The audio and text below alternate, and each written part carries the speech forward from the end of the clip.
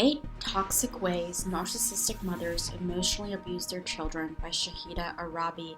This article was originally published on Psych Central on September 2018. Our mothers are the foundation of our first attachment to the world. As infants, we learn by her example how to bond with others. We derive our initial sense of our self-worth from how she cares for us, nurtures us, protects, and shields us from harm. A mother's capacity to provide us with a healthy attachment, to tune into our emotions, validate our pain, and meet our basic needs has a fundamental impact on our development, our attachment styles, and our emotional regulation. When this initial attachment is instead tarnished by psychological violence, it can leave scars that can take a lifetime to heal. Emotional and verbal abuse by a parent can hinder our learning, our memory, our decision-making, our impulse control in adulthood. It can also heighten our risk of anxiety, suicidal ideation, addiction, and depression. An abusive, narcissistic mother sets up her daughters and sons for the inevitable danger due to the nature of her disorder.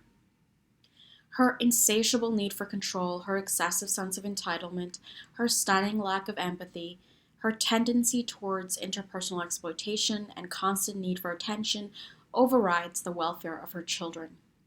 Not only does the narcissistic mother fail to protect us early on from the terrors of the outside world, she becomes the source of our terror. Rather than affection, we are exposed to unhealthy enmeshment, to chronic rage, and egregious boundary breaking. Narcissistic parenting distorts our self-perception. Instead of being given the building blocks of a healthy self-esteem, we internalize a nagging inner critic and a perpetual sense of self-doubt. The narcissistic mother's erratic shift in emotions, her ever-conditional love, her constant shaming tactics, and her ruthless comparisons terrorize us, creating a persistent sense of anxiety where safety and security should be. What toxic parents all have in common is their inability to provide their children with a safe, nurturing, and loving environment. If they are narcissistically abusive, they are without empathy and sometimes without conscience. This type of ruthless behavior has a damaging impact on our early development, as well as the way we navigate the world as adults. The narcissistic mother engages in the following toxic behaviors. Number 1, she chronically shames her children. Shaming is a tactic the narcissistic mother uses to ensure that her children never develop a stable sense of identity or self-esteem, to ensure that they never grow independent enough outside of seeking her validation and approval. She shames her children for not accomplishing enough academically, socially, professionally, and personally. She shames them for their choice of career, their partners, their friends, their lifestyles, their manner of dress, their personality, their preferences. All of these and more come under the scrutiny of the narcissistic mother. She shames her children for acting with any sense of agency because it threatens her sense of control and power. By doing so, she instills in them a sense of never being good enough, no matter what they achieve. Number 2, she sets up damaging comparisons among her children as well as their peers. Like any narcissist, the narcissistic mother engages in triangulation, manufacturing triangles among her children and even their peers. She destructively compares her children to their peers, teaching them that they fall short in terms of looks, personality, obedient behavior, and accomplishments. She also unfairly pits 2 or more siblings against one another, always asking, "Why can't you be more like your sister or your brother?" She stirs up competition, drama, and chaos, and she does this chronically and to a severe extent. She might make one child a golden child, doting upon them excessively, while making the other a scapegoat. This form of devaluation can leave a painful imprint. It causes her children to compare themselves to others as a way to assess and evaluate their self-worth. Number 3, she treats her children as extensions of her. The narcissistic mother micromanages and exerts an excessive level of control over the way her children act and look to the public. Her children are objects and must be pristine and polished in every way, lest their reputation or appearance taint her own. Though she criticizes them and treats them with contempt behind closed doors, in public she shows her children off as if they were prized possessions. She brags about how little Timmy always gets straight A's and how her darling Stacy is the prettiest little girl in town. Yet behind closed doors, she is pouncing on Timmy with reprimands about what he has yet to accomplish and nitpicking on Stacy's weight. Number 4, she competes with her children, disrupts their transition to adulthood, and sometimes even crosses sexual boundaries. It is common for narcissistic mothers to compete with their own children, especially their own daughters. The narcissistic mother is likely to overvalue her own looks and sexual prowess. Female narcissists exhibit internalized misogyny. They often view other females as their competition. The daughter is thus looked down upon with fury, jealousy, and envy. Her own offspring is viewed as a threat. As a result, she may devalue her daughter's appearance, criticize her body, and shame her. On the other hand, some narcissistic mothers will objectify their daughters and demand physical perfection. She may expose her daughters to inappropriate discussions about sex or flaunt her body, placing an emphasis on the value of appearances. She might teach her daughters and sons that a woman derives value from her body and her ability to please men sexually. If the narcissistic mother has histrionic tendencies in addition to her narcissism, she may even seduce the friends of her children to demonstrate her superiority over her younger competition. She may also do this if she has a son as well. In other cultures where sexuality is far more restricted, the narcissistic mother may instead attempt to stifle her daughter's burgeoning sexuality and punish her for being anything less than abstinent. She may fail to provide her daughters with a proper education concerning sex and their growing bodies.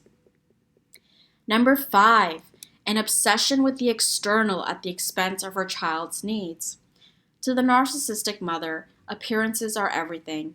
She may construct the false image of being a sweet, loving, and charitable person to others, all while gossiping about others, engaging in petty one-upping, and abusing her children emotionally, physically, or even sexually.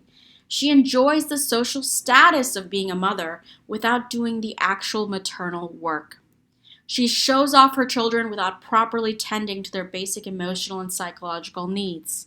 To her, how things look is far more important than how they actually are. Depending on her social class, the narcissistic mother may enlist the help of others to care for her children, while neglecting to give her children affection or attention when they are around, treating them as nuisances rather than as human beings, as objects. She may even be callous and cold, to the point where she refuses to touch her children altogether. Number 6, engages in horrific boundary breaking. At the other end of the spectrum, the narcissistic mother may become so enmeshed with her children and overbearing that she engages in covert emotional incest. She makes her children the center of her world and responsible for fulfilling her emotional needs. Rather than taking on the responsibilities of being an authority figure and parent, she parentifies her own children, making them feel obligated to cater to her arbitrary desires and expectations. She violates her children's basic needs for privacy and autonomy, demanding to know every facet of their lives. She might enter their rooms without knocking, read their diaries, and interrogate them constantly about their friends or romantic partners. She keeps her children in a state of perpetual childhood by punishing them for growing up, whether that means moving out of the house, getting married, going on a date, or becoming aware of their sexuality. So much like narcissistic fathers, children are punished for growing up and threatening the narcissistic parent's authority. Number 7, she becomes enraged at any perceived threat to her superiority. The narcissistic mother is not unlike any other narcissist in that she feels entitled to have her way and endures narcissistic injury when this sense of superiority is questioned or threatened in any way. As a result, her emotions tend to be a psychological roller coaster from start to finish. From the sudden outbursts of rage when you fail to obey her demands, to the abrupt love bombing which occurs when she needs something from her children. There is little consistency in a household with a narcissistic mother. Her children walk on eggshells every day, fearful of encountering their mother's rage and punishment.